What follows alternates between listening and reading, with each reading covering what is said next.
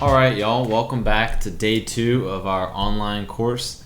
Hopefully, you were able to manage day 1. So again, that was Unit 10.1, and again for each day, what we're gonna have is that Canvas page, right? That's got to have the lecture notes with the videos for today's lessons. Work through that first, right, and then take the quiz. I know some of you guys were struggling with the quiz a little bit. Take your time.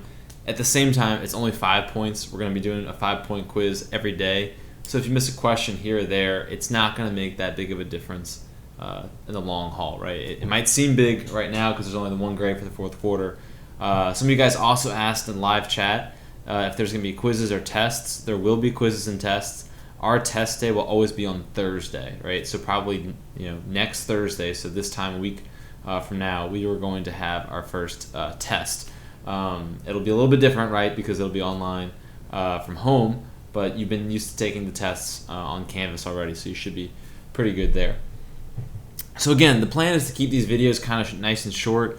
That way you've got time to either pause them, slow them down, take some notes, or again, get some other work done. I know that it's a pretty crazy time, so we'll try to keep the videos brief. Today, though, we are going to have some videos posted in between each of these videos from the movie The Prince of Egypt, the animated film that we got a picture of right here on the screen. And the idea there is, one, just to have some fun with it. We're going to hear the song about the 10 plagues. You're playing with the big boys now. It's a jam. I recommend downloading it, listen to it on your runs or whatnot. Not really, but we'll listen to that one. And the idea, again, is just to kind of have a little fun with the Moses story here. But hopefully also today you'll see, similarly to yesterday where we talked about the relationship between Moses hearing the call from God and you in your life hearing a call from God. Hopefully we'll see some of those connections as well play out in today's lessons, okay? So, brief recap. We got a new Pharaoh in Egypt, doesn't like the people, enslaves the Israelites. Moses is called by God to free the Israelite people. Let my people go. You probably heard that phrase before from Moses. And Pharaoh's heart, as the Bible says, is hardened. Right? Today we're going to read Exodus 3 through 5, and then we'll actually get the plagues probably a little bit later because of how long they are in the actual Bible. But today we're going to read Exodus 3 through 5. And then you'll see that Pharaoh's heart is hardened in the sense that he is stuck, he's dead set on keeping the Israelites enslaved in Egypt. So Moses goes to the Pharaoh and says, "Hey, Pharaoh, let's free my people. Let them go." And the Pharaoh just kind of laughs it off, like, "Yeah, right. I'm going to get rid of this free labor force that I have in the Israelites."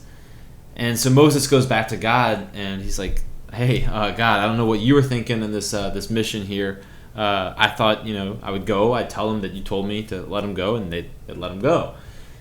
And Pharaoh says no, right? So where does Moses go from there? And what happens, and you probably know from the story, is that Moses then does a number of signs through the power of God, right? It's not necessarily Moses doing them, but it's through God through Moses that God's power is made manifest. And there are these plagues, right? And the plagues vary in form. We're going to look at them on the next slide. The first one that you can see here is that the river turns to blood, right? And the Pharaoh goes to his magic workers, and he says the same thing. Well, can't you produce a similar result? And say, "Oh, of course we can. This is just magic tricks. This isn't real," right? And so God keeps ramping up the intensity of the plagues up until the very last one, which we're going to see is the death of the firstborn sons. And again, the idea is not that God is evil and thus wanting to kill things, but the idea is reorienting the way that we see the world. And for Pharaoh, he thinks of himself as a god, and he thinks that everything starts and stops at his command. And that what the plagues kind of show is that no, like the natural world is God's creation. Same thing we've seen in the flood stories, same thing we saw in the Tower of Babel stories, same thing we saw in Adam and Eve in the Garden of Eden. That the world is God's creation, and that he and he alone has power over creation. And so that's what the plagues are really trying to show. They're not trying to show that God is a vengeful, wrathful, evil God, but rather to show us the proper disposition to the created world. Yes, the created world is good. Yes, we should, in fact, use it for good things, but ultimately we're just stewards of creation. We're not the creator, right? God alone is the creator. And so you can see on the PowerPoint here, again, if you need to pause the videos to write this stuff down, that's perfectly fine as well, right? But you can see here that the plagues ramp up and that the plagues are meant to send a message to Pharaoh. Now, doesn't work out that way in the sense that Pharaoh keeps ignoring them. So you got your boy Mark Berry, copyright 2007. He made this handy dandy chart here of the 10 different plagues, right? And so this would be a pretty easy question to ask on the quiz or on the test next Thursday is what are the 10 plagues? And I'm not necessarily going to ask you in any order. You don't need to know 1 was blood, 2 was frogs. I might not even have you list all of them, but just to talk about some of them, right? And you'll see that they come from chapters 7 all the way through 11 and 12 of Exodus, and that's why we're not going to read them all today, because that's a lot of chapters for one day. But the idea is that each aspect of creation is kind of touched upon in the plagues, right? So you've got animal life, you've got the weather, you've got the life force, right? Blood is seen as kind of like the life force. You've got this idea of even night and day, this darkness. And at the very end, you've got human life, and the angel of death sort of makes an appearance in this final plague. And with Pharaoh, and the hardest of his hearts is that they kind of show you that he went through 9 of these, right? All 9 before he decides to make a decision to let the Israelites go. That's a lot of waiting around, right? You're seeing your entire civilization starting to crumble and collapse. Again, think of with the coronavirus going on right now, if we were to wait forever to cancel school, right? Like this time last week, I was most worried about the Pelicans getting within 3 games of the the Grizzlies of the 8th seed, right? That was my biggest concern. And now, like, you look at it, schools have closed down. There's different rules about when you can go out, and the masses are canceled, right? That it didn't take much for these leaders of ours to make these quick decisions.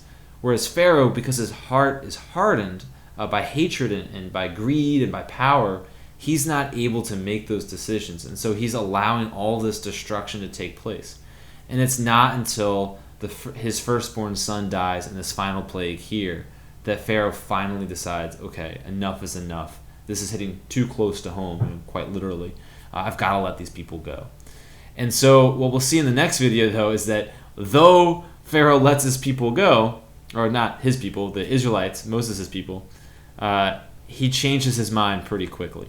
And so what you're going to do now is 2 things. Read chapters 3 through 5 in Exodus, and then the video below is the song from the Prince of Egypt about the 10 plagues. So kind of give you a recap of the 10 plagues in sing-song form. So do those 2 things first, follow along with the notes, and then I'll see you in the next one.